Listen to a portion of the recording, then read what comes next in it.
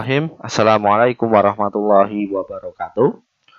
Bagaimana kabar kalian hari ini? Semoga kalian diberi kesehatan oleh Allah Subhanahu wa Ta'ala.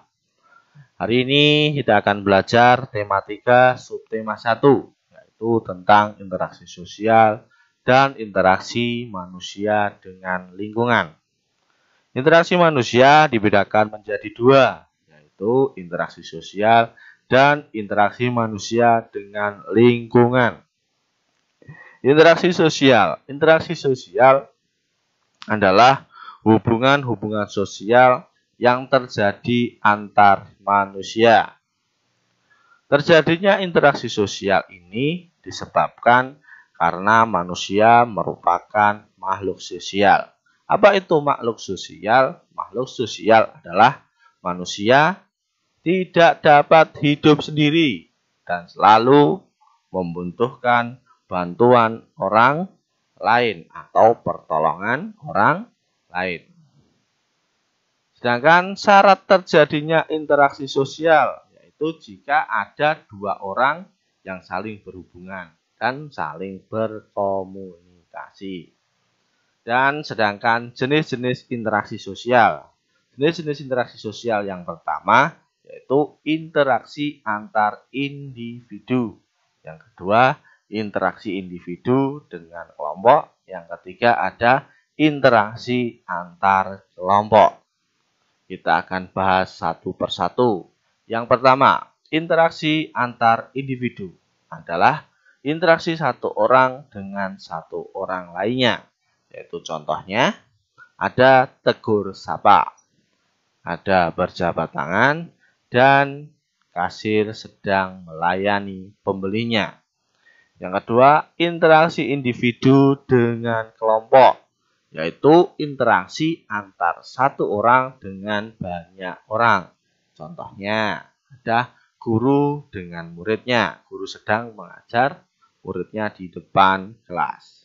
Yang selanjutnya ada ustadz dengan jamaahnya. Ustadz sedang berceramah di depan jamaahnya.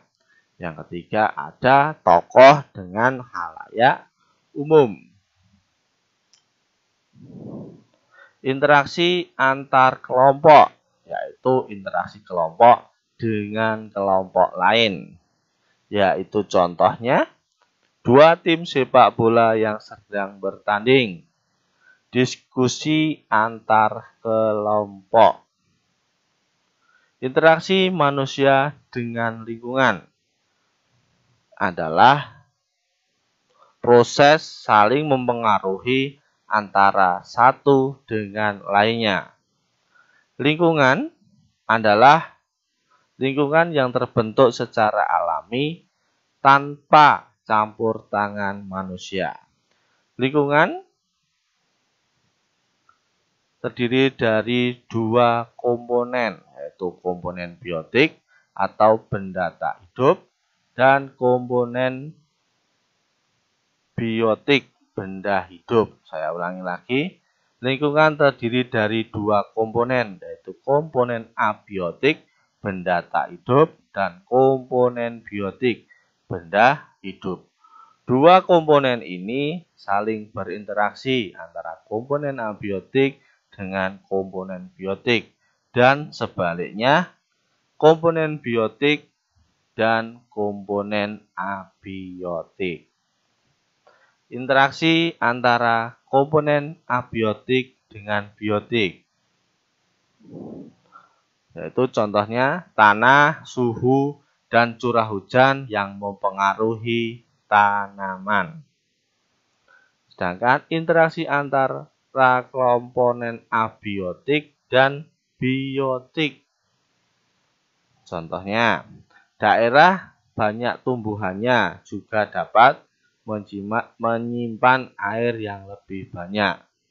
Sedangkan interaksi manusia dengan alam lingkungan, yaitu dibagi menjadi dua, yaitu interaksi yang menyesuaikan diri dengan alam. Contohnya, menyesuaikan waktu tanam dengan musim penghujan dan waktu untuk belayar dengan keadaan cuaca.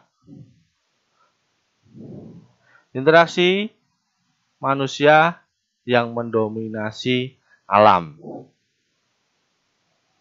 Contohnya, melakukan usaha hujan buatan untuk lahan yang kekeringan akibat kemarau yang panjang. Terima kasih pembelajaran pada hari ini. Semoga anak-anak semua diberikan kemudahan oleh Allah Subhanahu wa taala dalam belajar. Semoga pandemi ini cepat berakhir dan kita dapat melakukan pembelajaran seperti biasa, yaitu di sekolah. Kita terus berdoa kepada Allah Subhanahu wa taala dan meminta semoga wabah ini cepat berakhir. Terima kasih.